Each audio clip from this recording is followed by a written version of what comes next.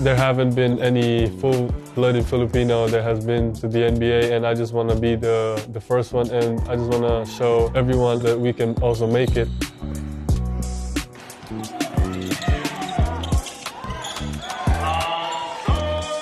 My dad always told me to watch films of Hakeem Olajuwon, Tim Duncan, those guys, and I just kept watching, every day. My dad was in the professional leagues in the Philippines, so, he just taught me almost everything he knows about the game. And we always started with footwork, how to make easy shots. You hear 7 foot, and sometimes that means 6'10", 6'11". He's legit 7'2", so it's just a breath of fresh air to work with somebody whose goals are so in reach, but also knows and is willing to put the work in that it's going to take to get there. Basketball is really a religion to the Philippines, and every time you go out of your house, you'll see a court here, court there. You just see everyone playing basketball, and that's just how we love the sport in our country. He's definitely like a type of basketball player that'll pass. Like he'll look for you. He's not a selfish player. The mentality in the States when you're a foreign player with hype and accolades coming in, people want to play against you. Everybody has their goals and everybody's trying to get on, so what better way to get recruited to a college than saying, hey, I had X amount of points and rebounds and blocks against Kai Sotto, and here's my film against him. I think he realizes that now, and he kind of brings it to his opponent instead of waiting for it to come to him. Yes, sir. Yes, sir. The first few months, I'm just getting used to the culture, the people, and the basketball here, and I'm just very happy that I have my whole family here. I didn't really know a lot of things about college recruitment because in the Philippines I was still at the 10th grade, so I wasn't really focused on any college. But when I came here, I just got a little shocked that things are happening so fast, and I just have to be ready for it. 4, 5, good. I see Kai as somebody with a world of potential. And the sky is really the limit, but also, there's a short time to get there and has to be deliberate in making those goals achievable. Good. 2 more shots. The training here in the States is different because they really focused, and my trainer really dedicated themselves to help me get better as a player.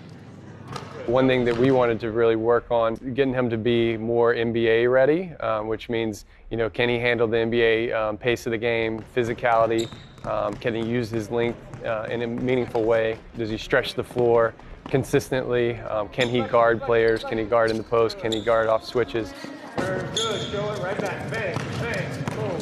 Yeah, there we go. That's a good one. Coach Chuck Person, Coach Rob, Jeremiah, they've been helping me a lot. They're helping me prepare, and I just get my confidence from my workouts, from my practices. I think for him to become more physical, a lot of it's going to take some work at P3, which he's working at every day. They do a great job, kind of sports science and strength and conditioning to develop him off the court, which I think is really, really important. Here at P3, we assess our athletes so that we know what the needs are. So with Kai, I think from this point on, it's just a matter of continuing to develop the strength, develop that power.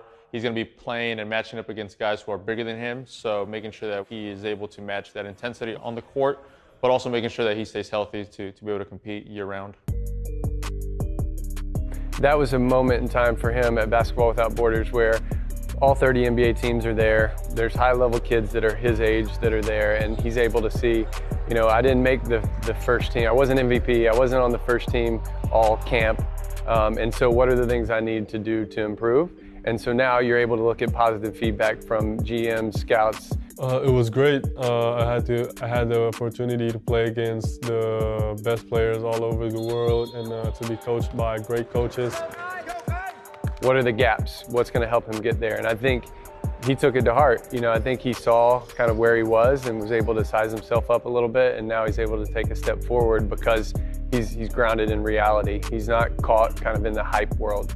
Potential is something people talk about a lot, right? Potential, potential, potential. There's always a point though where you have to start turning a corner and potential has to become reality. And for him, he's starting to approach that phase. And I think he understands that. And so as long as he continues to move forward and progress, he's got every opportunity in the world to be a good NBA player. My ultimate dream is to make it to the NBA, and I also want to represent the Philippines on international tournaments. I just want to show that Philippines is part of the basketball world. I appreciate those people who follow me and my journey, knowing that all my fellow Filipinos from my country, supporting me and following me. And I just use it as a motivation, inspiration, just to work even harder to make them proud.